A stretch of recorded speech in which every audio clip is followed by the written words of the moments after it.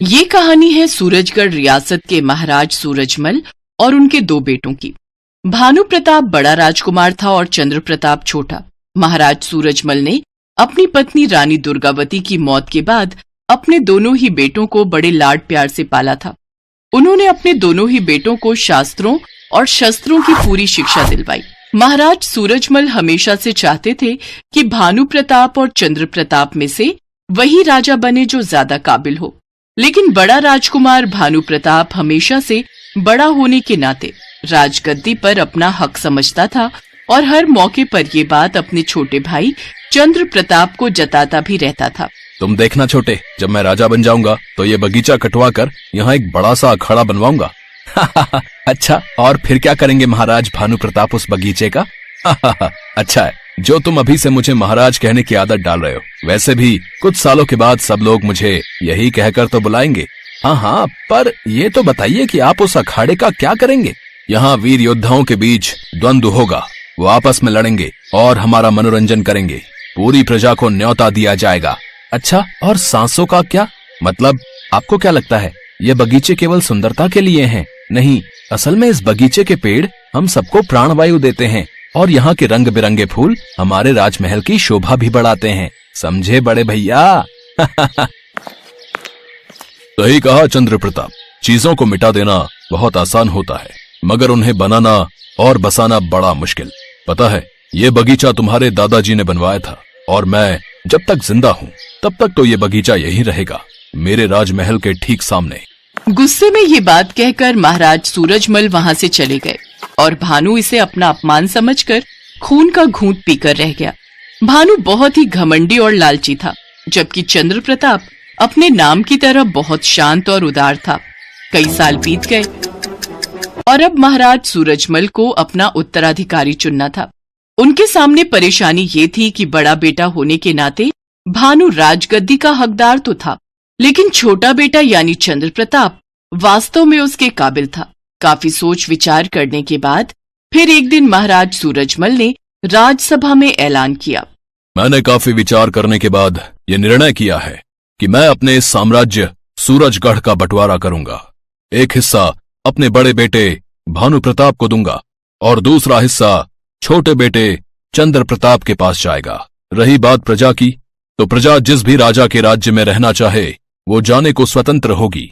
दोनों में से कोई भी राजा प्रजा को यहाँ या वहां जाने से नहीं रोकेगा और दोनों राज्य कभी भी एक दूसरे पर हमला नहीं करेंगे, बल्कि भाई होने के नाते दोनों राज्यों के राजा एक दूसरे के राज्य की रक्षा का वचन लेंगे और उसे जीवन भर निभाएंगे। सूरजमल के इस फैसले से सभी लोग खुश थे, सिवाय भानु प्रताप के, क्योंकि उसे तो पूरा राज्य चाहिए था। मगर चंद्र प्रताप को महाराज के इस फैसले से कोई परेशानी नहीं थी। उसके मन में अपने नए राज्य के विकास के लिए बहुत से सपने थे। फिर उसी शाम, तुम दोनों को मैंने इसलिए बुलाया है क्योंकि अभी भी दो चीजें हैं जिनका बंटवारा होना बाकी है। दोनों ही राजकुमार महाराज सूरजमल की बात बहुत ध्यान से सुनने लगे। मेरे पास एक विशेष सेना की टुकड़ी है जिसमें बहुत ही शक्तिशाली सैनिक हैं। वो हर वक्त जंगलों में रहकर हमारी सीमाओं की रक्षा करती हैं। और इसके अलावा मेरे पास एक गाय भी है जो मैंने जंगल में। महाराज सूरजमल अपनी बात पूरी कर पाते उससे पहले ही लालची भानु प्रताप बोल पड़ा, मुझे आपकी वो विशेष सेना की टुकड़ी ही चाहिए, पर पहले मेरी पूरी बात तो सुन लो। सुन ली? आपकी वो गाय चंद्र प्रताप को दे दो। वैसे भी इसे पशु पक्षियों और प्रकृति से बड़ा प्रेम है, तो वो गाय इसको ज्यादा प्यारी होगी। ठीक है, जैसा तुम चाहो। अपने पिता की विशेष सेना पाकर भानु प्रताप वहाँ से चला गया। वो बहुत ही खुश था।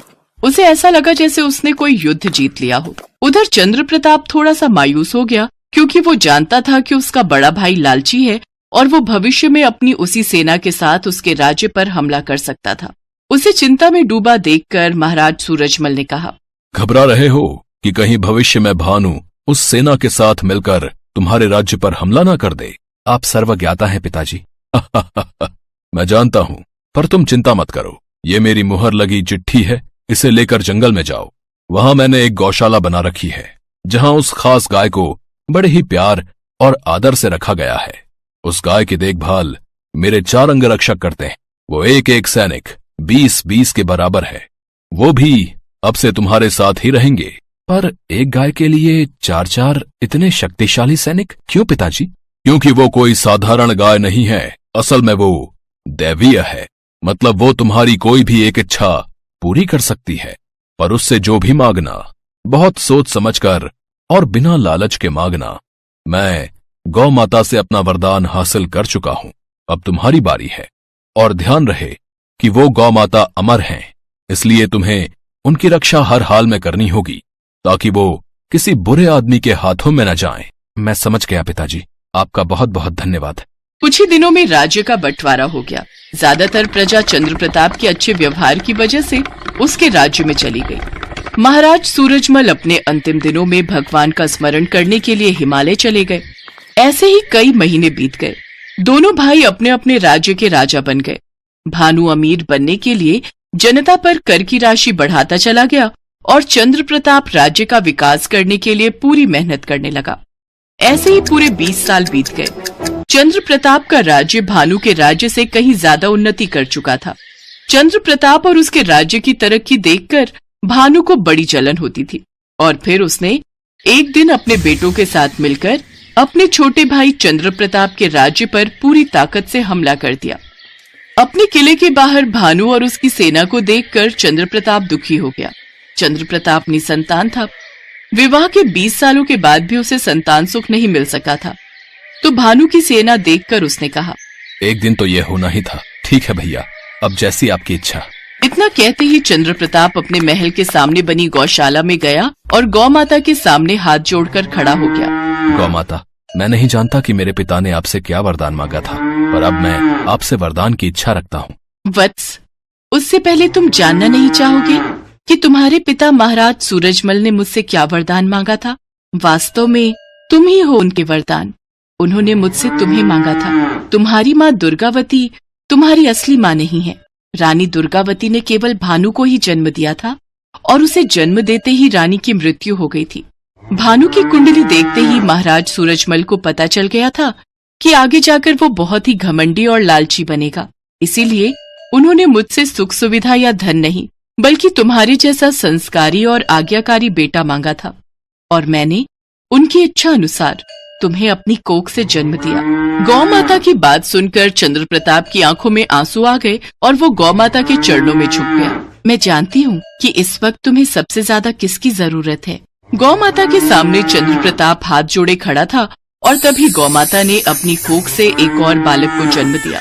उस बच्चे को चंद्र प्रताप ने आगे बढ़कर अपनी गोद में ले लिया। ये तुम्हारा पुत्र है चंद्र प्रताप, इसका नाम कनिष्क होगा और ये दुनिया का सबसे बड़ा धनुर्धारी बनेगा। तुम इसे नीचे लिटा दो और उसके माथे पर अपने रक्त से तिलक करो। अपने हाथों में अपना पुत्र देखकर चंद्र प्रताप की खुशी का ठिकाना नहीं रहा।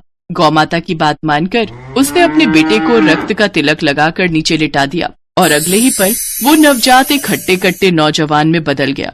उसने सबसे पहले गौ माता को प्रणाम किया और फिर चंद्र प्रताप के चरण स्पर्श करते हुए बोला, अब आप निश्चिंत हो जाइए पिताजी। अब आप देखना आपका ये पुत्र कैसा पराक्रम दिखाता है। अगले ही पल चंद्र प्रताप की सेना के साथ कनिष्क भानु प्रताप और उसकी सेना के सामने खड़ा था। उसने कुछ ही पलों में अपने बाणों की धार से भानु की पूरी सेना को धराशायी कर दिया। अंत में उसने अपने ताऊ और उसके बेटों को बंदी बनाकर चंद्र प्रताप के सामने खड़ा कर दिया। महाराज भानु प्रताप, इससे मिलिए। यह है मेरा पुत्र कनिष्क। आप मेरे बड़े भाई हैं, इसीलिए मैं आपको मुक्त कर रहा हूँ। जाइए, अपना राज्य संभालिए और भविष्य में कभी दोबारा मेरे राज्य पर हमला करने की सोचना भी मत। और कनिष्क, तुम एक काम करो, इनका सारा शाही खजाना इनसे छीनकर इनकी ही प्रजा में बंटवा दो। यही इनकी सजा है। चंद्र प्रताप की ऐसा कहते ही हर तरफ उसकी जय जयकार होने लगी और भानु प्रताप और उसके घमंडी बेटे वहां सिर झुकाए ही खड़े रहे, क्योंकि अब सिर उठाने की उनमें हिम्मत ही नहीं थी। सीतापुर नामक गांव में महेश और माधवी नाम के पति पत्नी रहते थे। वे दोनों भगवान शंकर में बहुत विश्वास रखते थे और उनकी बहुत पूजा किया करते थे। उनके पास 2 गाय थी जिनकी वो बहुत सेवा किया करते थे। रोजाना सुबह गाय को नहलाना, धुलाना, साफ सफाई, उनको चारा डालना, सब काम वे दोनों मिलकर किया करते थे। गाय जो दूध देती थी, उस दूध से वो रोजाना भगवान शंकर का अभिषेक किया करते थे। और उसके पश्चात ही वो दूध गांव वालों को बेचा जाता था। ओम नमः शिवाय, ओम नमः शिवाय, ओम नमः शिवाय। ओम नमः शिवाय, ओम नमः शिवाय, ओम नमः शिवाय, ओम नमः शिवाय। हे भगवान, हम पर अपनी कृपा बनाए रखना।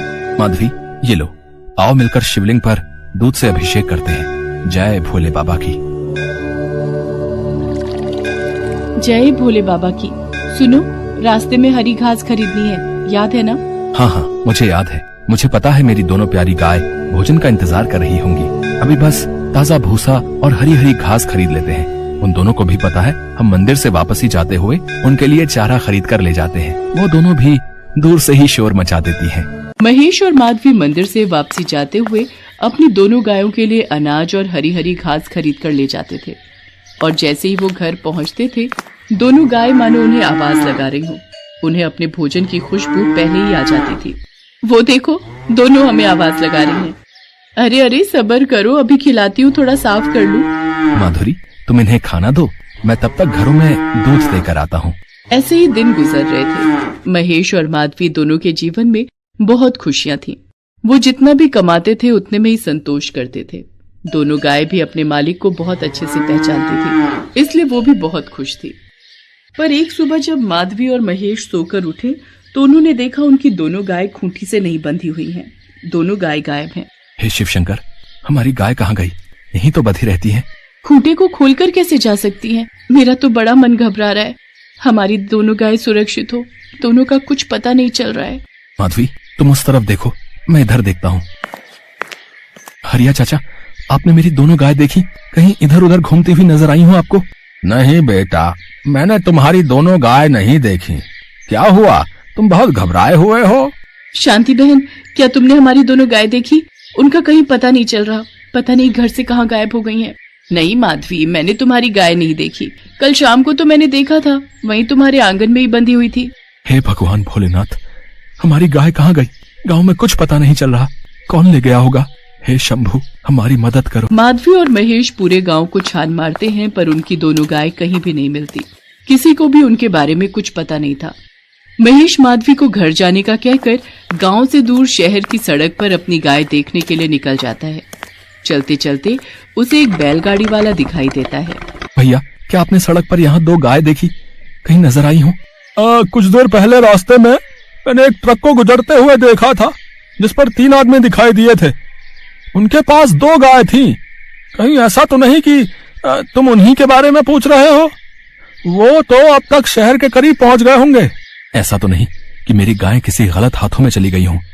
हे महादेव, जैसा मैं सोच रहा हूँ वैसा ना हो। अब मैं क्या करूंगा? मेरी दोनों गाय, उनके साथ क्या हुआ होगा? उनका क्या हाल किया होगा? महेश ना चाहते हुए भी सोच में पड़ जाता है। उसे पक्का पता था कि उसकी दोनों गाय किसी कसाई ने चुरा ली है और वो अपने साथियों के साथ उन्हें ट्रक में शहर ले जाकर मार देगा। वो रोता हुआ घर आता है और सारी बात माधवी को बताता है। माधवी, हमारी दोनों गाय, पता नहीं दरिंदों ने उनके साथ क्या किया होगा। हिम्मत मत हारो। आपने रोजाना सुबह अपनी दोनों गायों के दूध से भगवान भोलेनाथ का अभिषेक किया है। वो हमारी दोनों गायों को कुछ नहीं होने देंगे। वो हमारी मदद जरूर करेंगे। माधवी और महेश भगवान शंकर के मंदिर जाते हैं और प्रार्थना के लिए बैठ जाते हैं। उधर वो तीनों आदमी जिस ट्रक में गायों को लेकर जा रहे थे, वो ट्रक खराब हो जाता है और ट्रक के पहियों की हवा भी निकल जाती है। तीनों ट्रक से नीचे उतरते हैं और ट्रक को ठीक करने लगते हैं। अरे यार, इस ट्रक को भी अभी खराब होना था। अब तो इसको ठीक करने में बहुत समय लग जाएगा। एक काम करते हैं, इन गायों को पैदल ही जंगल के रास्ते ले चलते हैं और वहीं इन्हें मार देंगे। अगर यहाँ किसी ने देख लिया तो हमें पकड़ लेंगे और जेल में बंद कर देंगे। हाँ भाई, तुम ठीक कह रहे हो। चलो इन्हें नीचे उतारते हैं। दोनों गाय खिला खिला कर इतनी भारी कर दी हैं कि नीचे उतरने में ही नहीं आ रही हैं। आज इनका काम तमाम कर देंगे। तीनों कसाई दोनों गायों को जंगल में ले जाते हैं और पेड़ से बांध देते हैं। जैसे ही वो तीनों गायों को काटने की तैयारी करने लगे, अचानक उनमें से एक कसाई चिल्लाकर चीख पड़ा। उसे एक नाग ने काट लिया और वो वहीं तड़प कर गिरकर मर गया। अचानक अपने साथी के पास एक बड़ा नाग देखकर दोनों कसाई घबरा गए। वो वहां से गायों को छोड़कर भागने लगे। जैसे ही उन्होंने पीछे मुड़कर देखा, ढेरों नाग नागिन उनकी ओर बढ़ रहे थे। दोनों कसाई वहां गायों को छोड़कर भाग गए। जैसे ही दोनों कसाई वहां से भागे, नाग नागिन भी गायब हो गए। कुछ देर बाद वहां से कुछ ग्वाले निकल रहे थे। उन्होंने गायों को बंधे हुए देखा तो उनकी रस्सी खोल दी। दोनों गायें अपने मालिक का पता जानती थी। वो सीधे अपने घर पहुंच गई। अपनी दोनों गायों की आवाज को सुनकर महेश और माधवी भागते हुए आंगन में। माधवी, हमारी गायें वापस आ गईं। हाँ, हमारी दोनों गाय बिल्कुल ठीक है। ये सब भोले भंडारी का चमत्कार है। आज उन्हीं के कारण हमारी गाय जीवित है। हे शिव शंकर, हे भोलेनाथ, आपकी जय हो। महेश और माधवी अपनी दोनों गायों को बहुत प्यार करते हैं। दोनों गायें भी अपने मालिक से ऐसे लिपट रही थी मानो वो कब से बिछड़ी हो। गांव वाले भी ये नजारा देख रहे थे। महेश और माधवी भगवान शंकर को धन्यवाद देते हैं। आज भगवान शंकर के आशीर्वाद से